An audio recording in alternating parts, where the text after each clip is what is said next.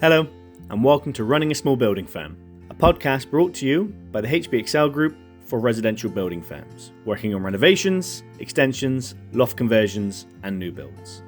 We discuss everything from money and marketing to competitors and contracts. Here, we share advice and best practice, and plenty more. So welcome. So hello everybody, and welcome to episode 5, Why You're Undercharging and How to Change. My name's Jo Mulgrew and I'm the Managing Director of HBXL Building Software and the HBXL Group of companies. So why you're charging and how to change. So I'm aware that this is a very bold claim, and I can guarantee that you're going to get some seriously bold statements over the next half an hour from my colleague here, Simon, today.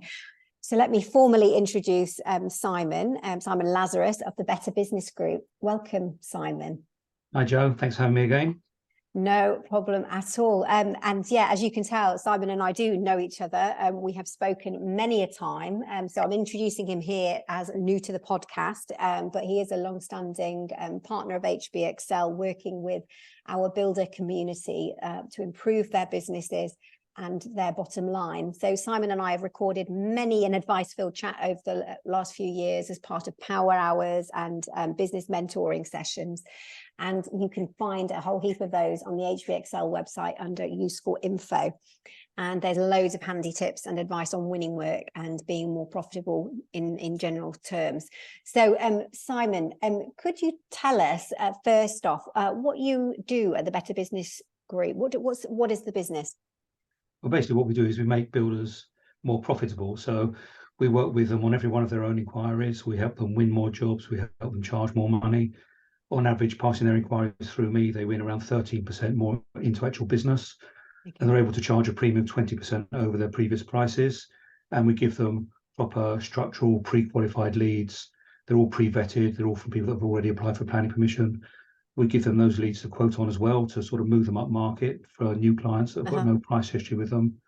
And we work with them to turn those into business. And whilst we're doing this, we're talking to both them and the clients at every stage.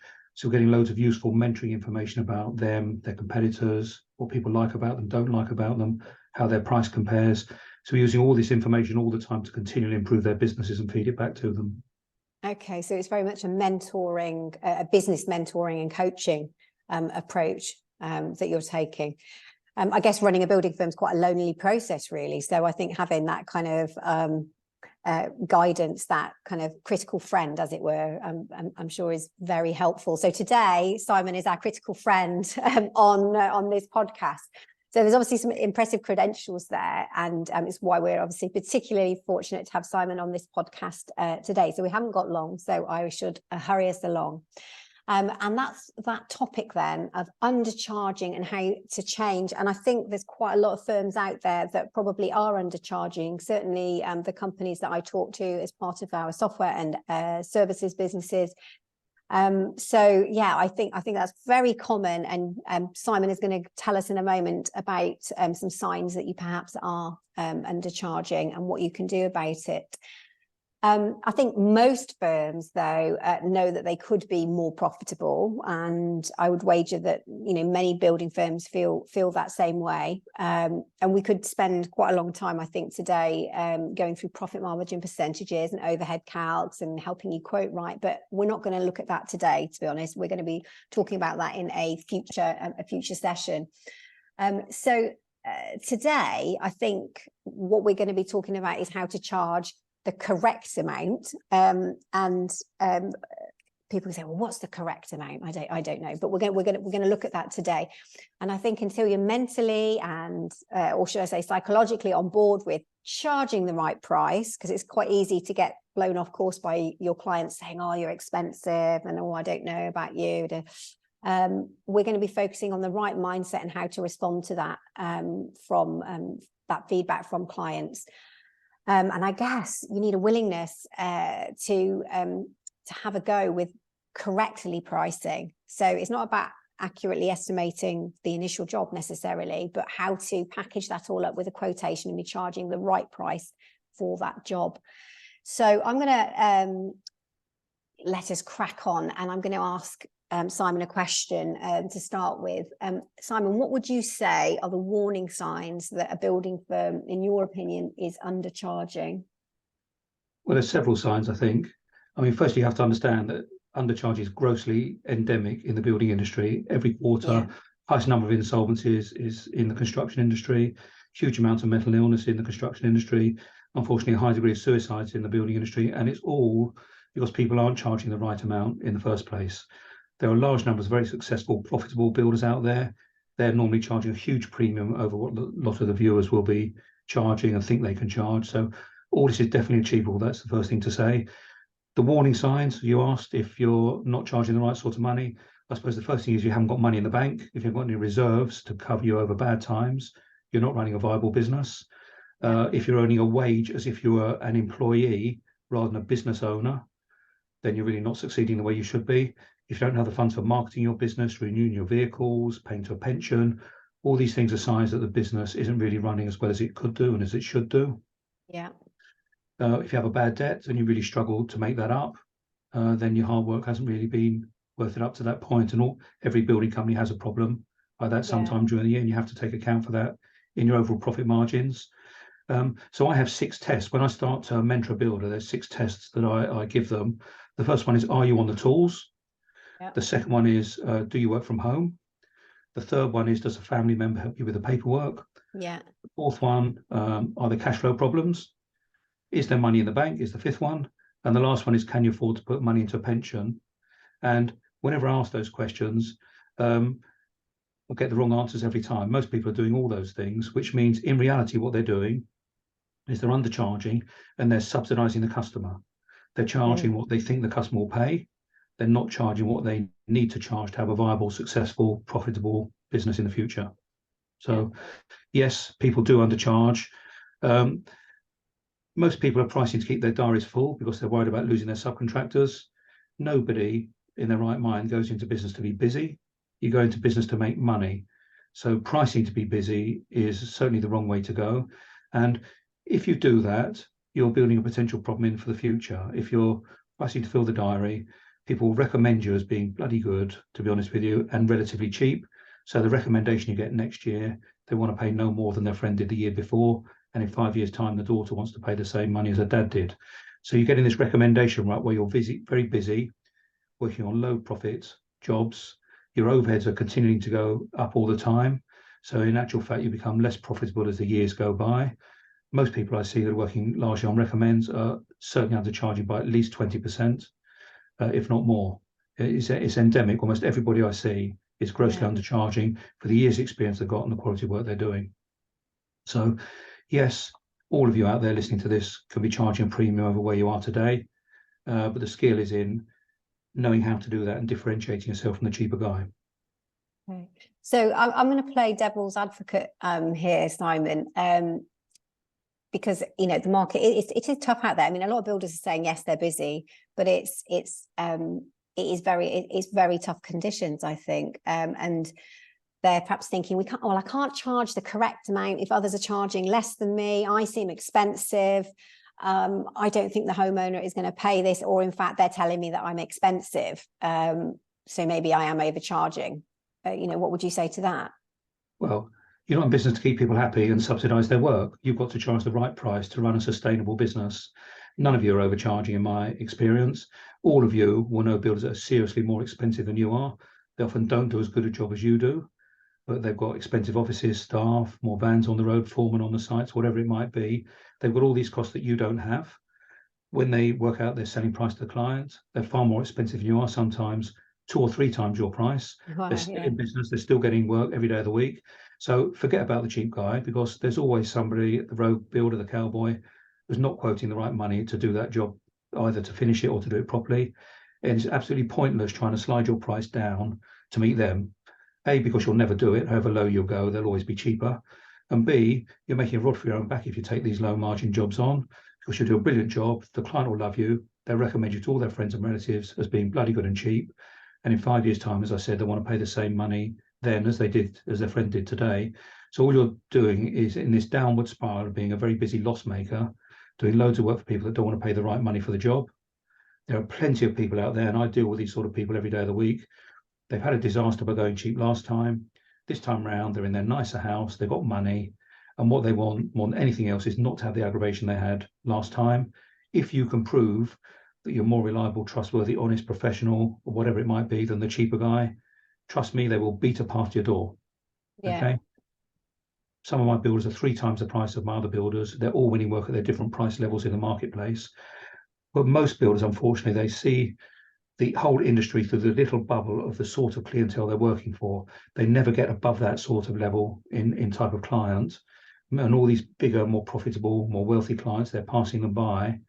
And often, just as much as you can lose a job by doing expensive, you can. And in fact, 3% of the surveys I do say they didn't use the builder because he was too cheap and they didn't think he could do the job right for the money. And all of those customers told those builders they were too expensive and they weren't going to use them. That's the reason they gave for not using them. The true reason is they didn't come across professional enough to justify the price that they were quoting. Yeah. So I guess from the homeowner's perspective, if they're saying you're too expensive, I'm stating the obvious, I guess, but that's just a negotiating tactic, isn't it? Straight away, whatever you do, whether it's you're buying a car, having some work done, whatever, it's oh, you're too expensive. Buying a house, too expensive, right? Well, the question I would ask is, has anybody ever said to you, that's much cheaper than I thought it was going to be, mate? When can you start? The only reason anybody ever gives you when they don't want to use you is price. That's all you ever hear. I really liked you. The other guy's a bit cheaper. Can you match his price and I'll give you the job? It's tosh, isn't it? I had a job a year or two ago, building company of mine in Ipswich. The client said, really want to use you. I've had a quote that's 50 grand cheaper than you. If you match the price, I'll give you the job. And the builder phoned me up and said, look, I've had a cancelled job. I really need this job or I'm going to lose my guys. I'm tempted to. I could just do it and make no money. What should I do? And I look up my notes and the client's already told us that they were the cheapest quote they had by 50 grand. And they were still trying to negotiate down another 50 grand. Why? Why? Hold your nerve. They want to use you. They told us they want to use you. And you're already by far and away the cheapest guy. So we'll have a chat about that when you've done this job. Hold your nerve. And he said, oh, I don't know, I've got the balls for that. But anyway, he did, and he got the job. So he made £50,000 straight away more on that one job than he would have done without the sort of feedback from us. And this is happening all the time on most of the jobs that these builders are quoting on. That you've got to take it for a given that there's somebody half your price quoting on the job. You can't run your business by spiraling down to meet them. It's pointless. It's not what you went into business for. Look at the guy that's the most expensive builder in your area and look at what he's doing. And you emulate some of the things he's doing, or we can train you in these sort of processes. And you will win more jobs at a higher margin. When you then get recommended, you don't get recommended as being bloody good and cheap. You're recommended as being really good and professional. And if you want a good job done, give Jo a ring. She's not the cheapest, but you'll have a hassle-free experience. And that in the main is what good clients want, Yeah. So I guess that's then at the quotation stage, you have really got to be underlining your credentials with your quote, everything that you do, I guess, to underline why that price is the price, and it might be things that are completely unrelated to the actual building cost of the work, that your health and safety is in order, your insurance is in order.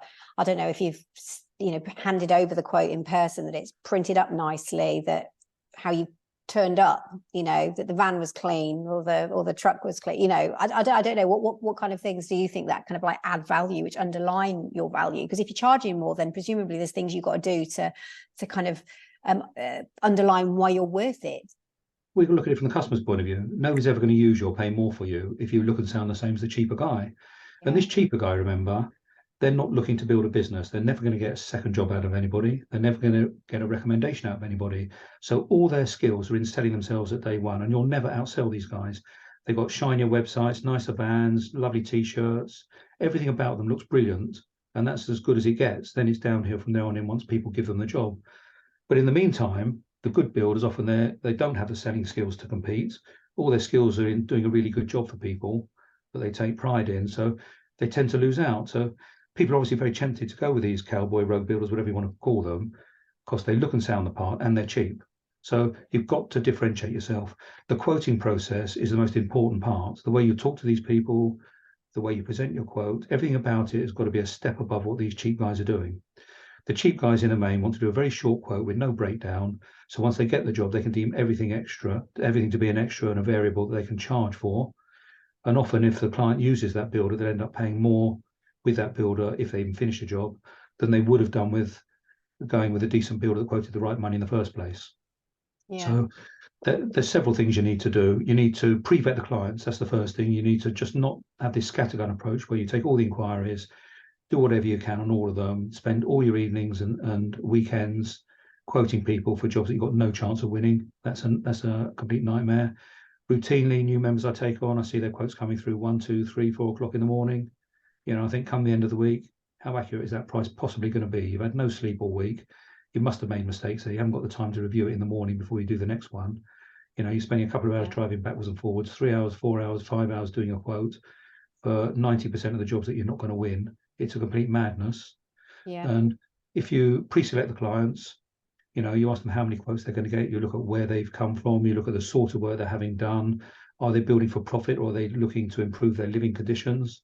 You don't want to deal with anybody that's using you for profit because they want their bigger share of the profit than you. So what are you talking about, landlord type thing, or do it for developers, that kind of thing? Subcontracting, HMOs, that type of stuff. So all these people are looking to make money out of you. They want the best builder they can find for the cheapest money.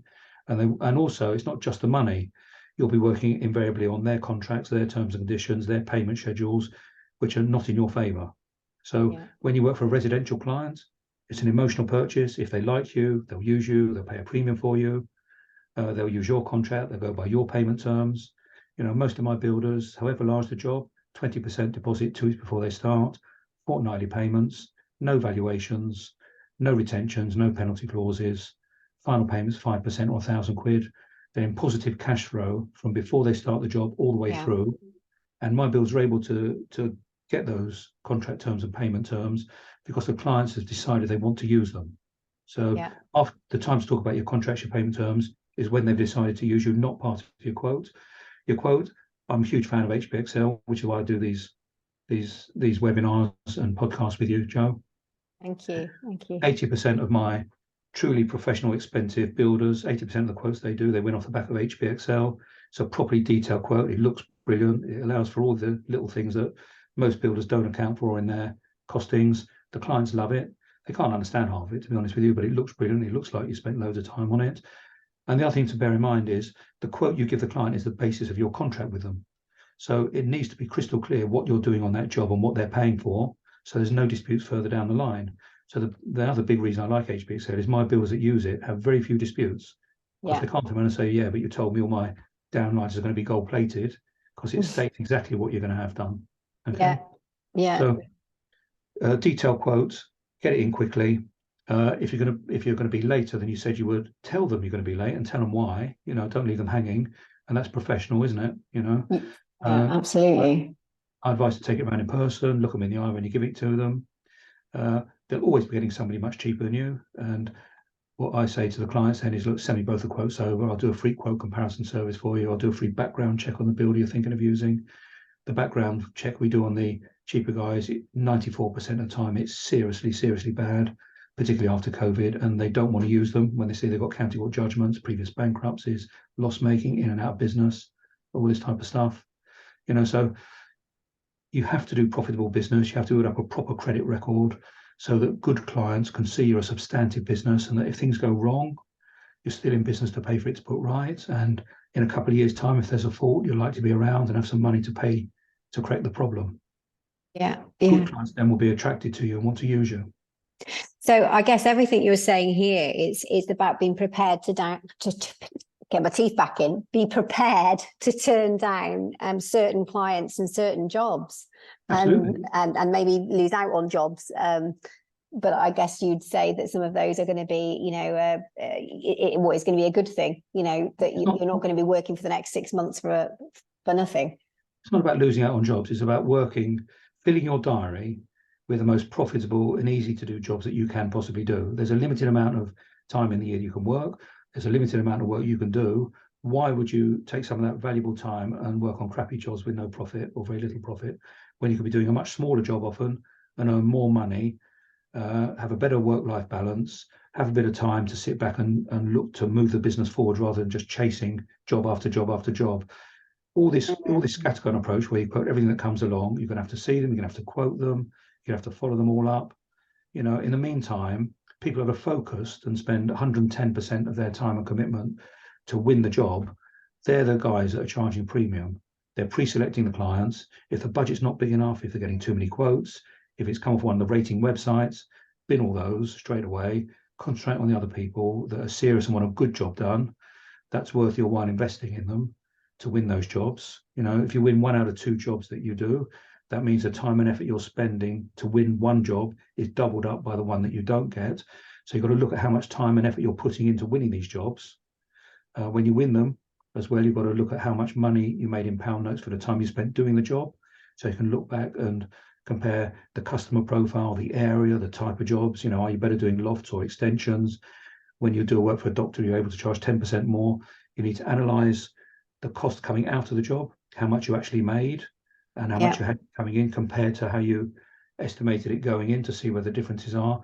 And then you have to analyze the type of jobs and the areas and so on to work out the best customer and area profile, and then source those sort of jobs to be targeted in what you. So you've got to be quite analytical, haven't you, about this? Because I think a lot of builders would probably be just saying, well, I just respond to every quote request that I get in, and that's quite a lot of effort, isn't it, to be honest? And never abate. When you talk to those builders, Joe, and you look at their accounts, they're extremely busy, earning no money whatsoever. Certainly nothing like they should be earning. Those are sort of builders that earn a wage. But what they've got as well is all the aggravation of running a business, quoting, seeing clients, procuring the materials, sorting the subcontractors out, and they're still earning little more than they would if they got a job with somebody else. They've got all this extra grief and aggro alongside it, and that's not a viable way to run a business. No, it's not a viable life, is it? When you come to mention it, I think you said to me before that divorce rates in construction are really flipping high because people are just stressed continuously, working hard, quoting every evening, weekends taken up with work as well, either finishing up projects or actually quoting and doing the admin.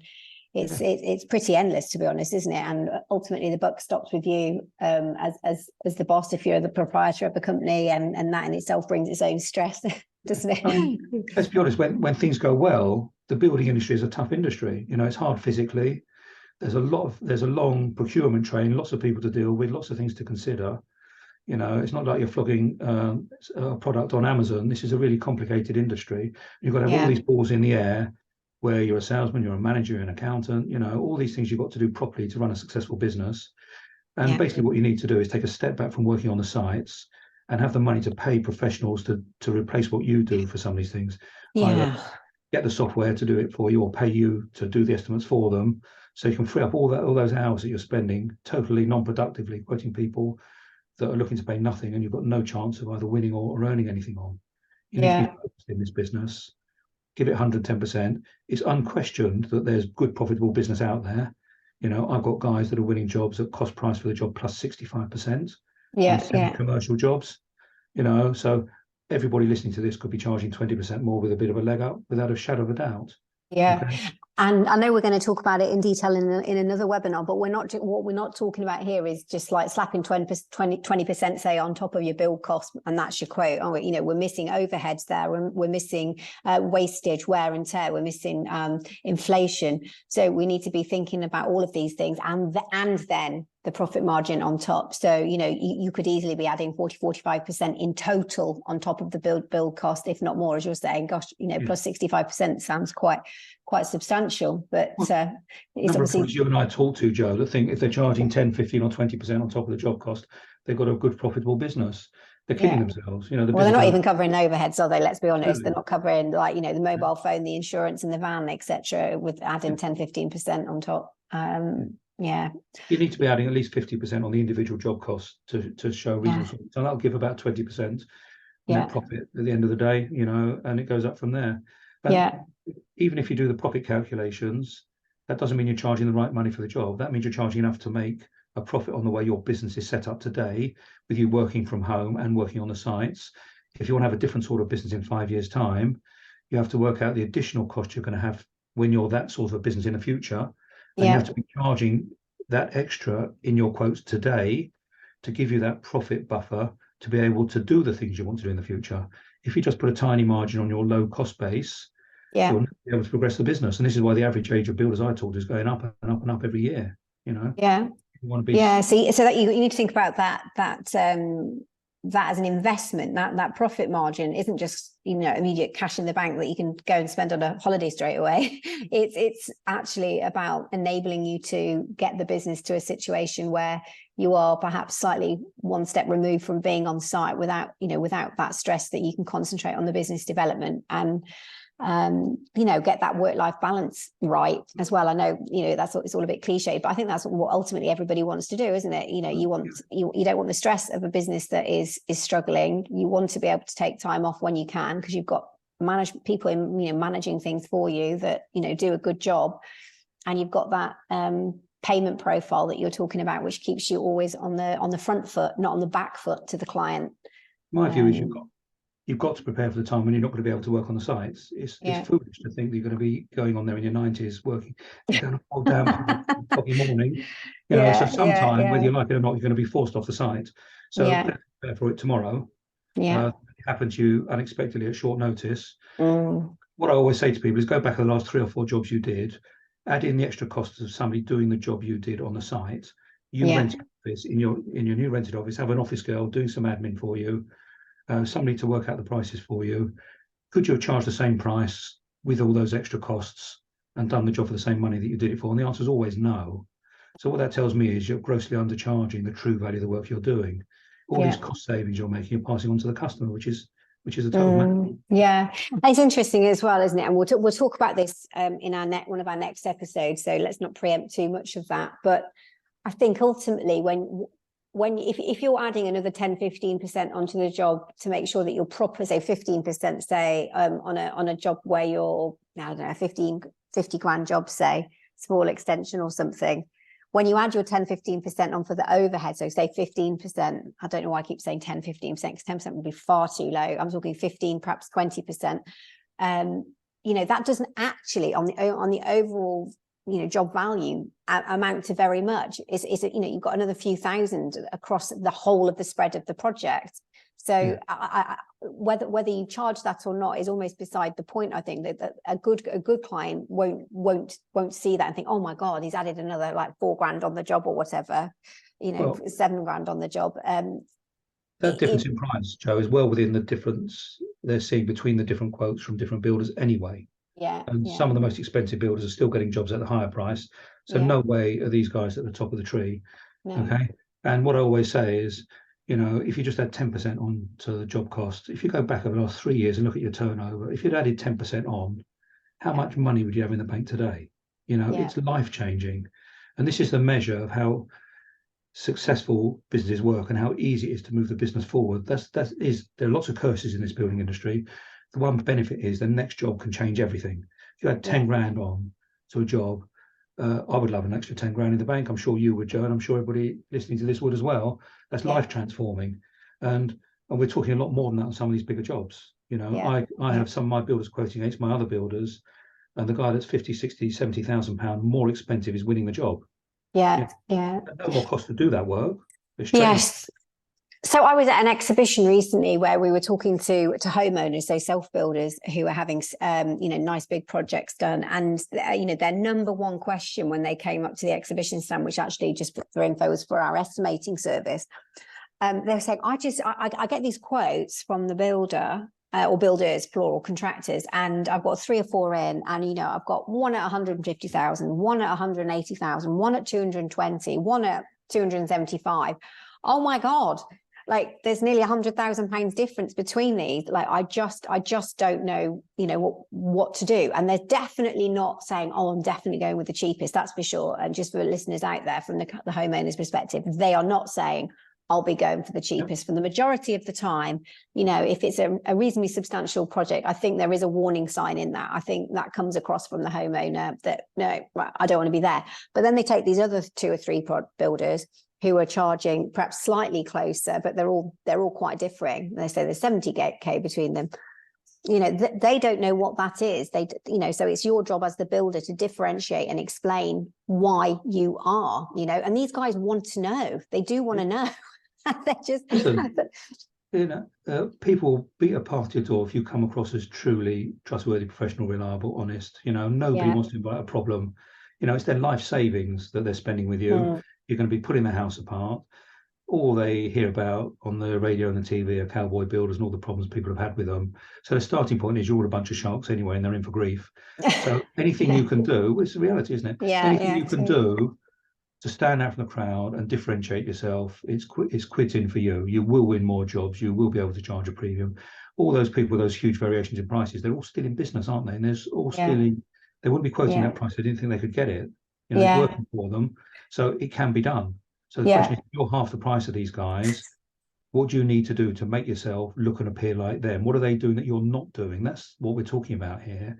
And this isn't about ripping the customer off. This is about charging them what you should have been charging them all the way down the line to have a proper, profitable, sustainable business. Not just working hand to mouth for a wage with a load of grief. So it's all there's loads more we could talk about that one, isn't there? Because, you know, in terms of premiumizing your business, setting yourself apart, you know, as we've said before, you know, your company logo, your email footer. Gosh, how many builders don't have an email footer with contact information on? Your insurance documents, having a company health and safety policy. You know, I don't know, it might be stuff to do with your approach to, you know, God forbid, sustainability, you know, and kind of waste management. You know, it's like, what's your, as you said before, what's your niche, what's your lane in terms of what's going to set you apart for those kind of clients. So some of these things are really, really simple. My pet hate is when people don't have a proper business email address. Yes. It's a Gmail or how many Gmail hotmails? Oh. Yeah, that sounds to me like you're a hobby builder and you're not in it for the long term. You're not a professional guy. It really does, doesn't it? And how simple is that to get? You know, most of these guys have even got a website with a domain name, but just don't use the email that goes with it. It's you know, some of these are so basic. And this is what, you know, if you want good profitable clients, these are professional guys. You know, they run businesses themselves, and what they're looking for is similar business. And I'll give you a perfect example actually. I gave a lead out to quite a high value job, about 700, 800,000. I'm going back a few years. The client found one of my builders, said, I've seen your profile from the Better Business Group. Can you come and give me a quote? Can you come this Saturday afternoon? And my builder said, sorry, I'm on my fourth marriage because I used to work 7 days a week and all evenings. I promised my wife I wouldn't do that anymore. Anytime you want to see me Monday to Friday, 9 to 5, I'll be delighted to come along and have a chat. But otherwise, sorry, I'll have to decline. And the guy said, thank God I found somebody that's a proper professional, not just a builder. He said, you're the guy I want to come along and quote me. What do I need to do to get you to come along and give me a quote? And he said, look, pay for a babysitter, pay for a taxi, and I'll come along and see you. And the guy did. You guys don't appreciate how much power you really have if you do things correctly. You know, it is achievable because all of you will know expensive builders that are doing this and are able to charge a huge premium over what you're charging. You're not going to be there overnight just with a click of a few fingers and changing your email address. If you move partly towards them, that is life changing. You know, 10 and extra on your prices is a massive difference, and it's achievable for everybody listening to this. Trust me. So we talk a lot about this in our government funded skills boot camps actually for construction firms, and myself and Simon run some of the business modules, and in one of the sessions that I go through, we look at your business overheads and different scenarios in terms of how you run your business and kind of getting to a sensible or aspirational even profit margin within a certain time frame. Those boot camps are available in certain regions across the country, which you can attend. We also have another boot camp, so that's one on construction management, and there's another on estimating skills. We also have another one on actually CAD for construction, and that's a really interesting one because I think design and build is another way of setting yourself apart. You know, if you can produce concepts for your customers, if nothing else, you know, the starting point of the journey, so they buy into what you know, what you're proposing. Some of our software users provide kind of 3D models and schemes with their quote, which are very easy to produce because the estimate is produced automatically off the back of the design, so that they can really sell the client. This is what we're looking at. This is the build. I think that's impressive as well. But anyway, enough about that from our side. I guess with that business modeling that we were talking about, you can tweak your business and your business overheads, your business profit margins, until you get to a point where you think, you know what, this really works, and I built in those costs of those extra people to help me. I'm not going to struggle on alone with this. And I think that one of the things, actually, I would say, Simon, and I say the same is true even for, say, myself at HBXL. You can sometimes get so busy in the loops of the things that you're doing that you don't have enough time to really think clearly about where your business is headed. So 6 months can go, and you're just really, really busy, frenetic even, and the people around you are frenetic, and it's all very stressful. But actually, just that step back and really thinking about some of these topics that we're talking about. How do I want to run that business? Who do I need? Because you almost start to hold yourself back. If you don't, you hold yourself in this negative position by not charging that correct value, and which is effectively not enabling you to invest in your own business. We're all guilty of that, aren't we? None of us spend enough time really taking a step back and moving the business forward. And if you stand still in business, in reality, you're going backwards, because your competitors are taking this time and effort, and they're going forwards, and they're leaving you behind in their way. So you have to continually adapt, And then layer on some inflation as well, Simon, and you're definitely going backwards. Well, just look at the last few years, COVID, no work on, then a boom, then a recession in theory. It's a really difficult time to run a building company, but there's plenty of work going on out there. I've got to tell you, inquiries are high, planning numbers are high. We're getting lots of jobs at really high profit margins coming through for our builders. So even in this climate where it's all doom and gloom on the TV and inflation rates going up, people can't get a mortgage chain together to move house. I did it last year. It cost me 25 grand and 18 months to get a move in. I don't want to go through that again, that's for sure. I could have spent that on my previous house if I didn't have other reasons for moving. And a lot of people, if they're settled where they are, they've got kids in school, all they want is a bit more space and a good outcome. So there's plenty of people that are spending out to have building. And I think the other side of that same kind of point is that there are fewer firms. I think there are fewer firms to do the work. There's fewer tradespeople, and people are having to wait a long time for the right company. So you definitely don't want to be undercharging now, because you should be making hay with that. Well, we know the CITB said there was a shortfall of 25,000, I think 300 tradesmen each year for the next 3 years needed in the construction industry. So plenty of demand out there. There's no shortage of business out there. It's about 8% of the total of the UK economy. And 8% of all employees are employed in the construction industry. So massive, massive industry we're talking about here, with plenty of scope for people to do things right. Okay, well, we're going to be talking more on quoting in our next podcast, podcast 6. So we'll come back to this topic. But where that starts, where that particular podcast starts, is accurately costing the job properly in the first place. So all that we've been talking about, putting overheads on, putting your profit margin on top, you've got to start with a proper and accurate quote in the first place, and one that has a job start date inflation built in, so that when you're quoting the customer, if it's not going to start for 6-9 months, you're quoting for that start point, so you're not absorbing the inflation. I know inflation has kind of settled down a little bit more recently in construction over the last month or two. We're certainly seeing less volatility in pricing that's coming into our Estimator Express software. But it will carry on. It doesn't. Inflation doesn't go away.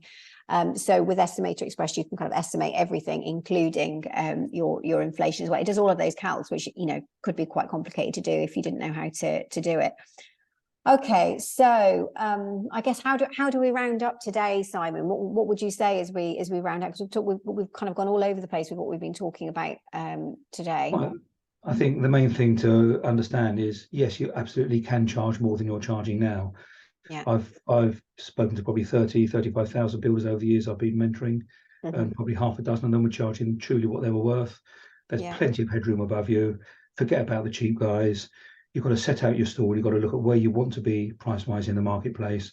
You've got to be charging a sustainable amount, so you've got a profitable, well-run business that can take the hits of COVID or a cancelled job or a bad debt or whatever, to see you through to the future. You put long hours in. It's a hard game. You need to get the right return for the time and effort you're putting into the business.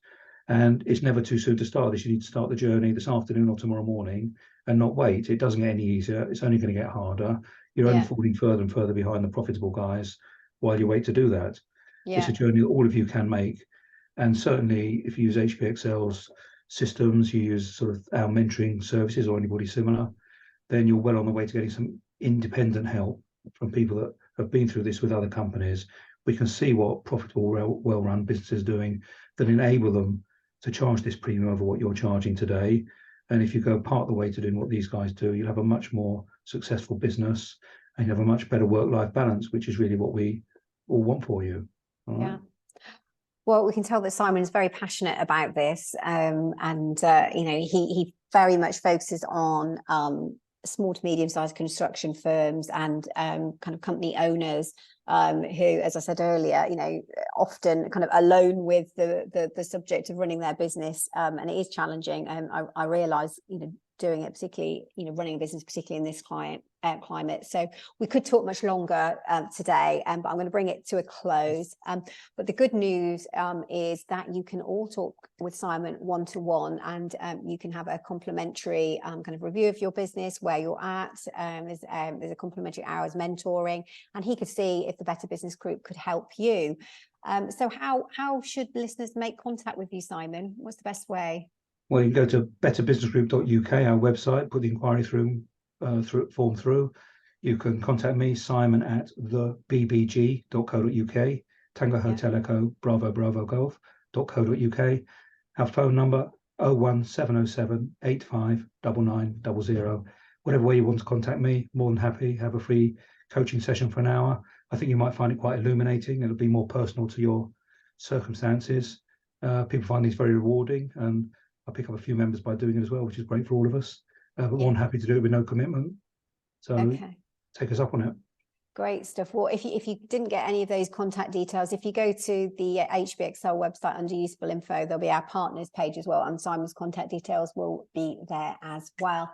And you can also find out more info on the Estimator Express estimating software if you haven't got it, and also our own estimating service if you head to hbxl.co.uk, and that will give you reassurance that the job cost, the basic build costs, are right in the first place. And then on top of that, then you start needing to think about your overheads and profit, and that's up to you guys to think about the figures. However, our next podcast is going to be about quoting and the figures, so we'll touch on that then.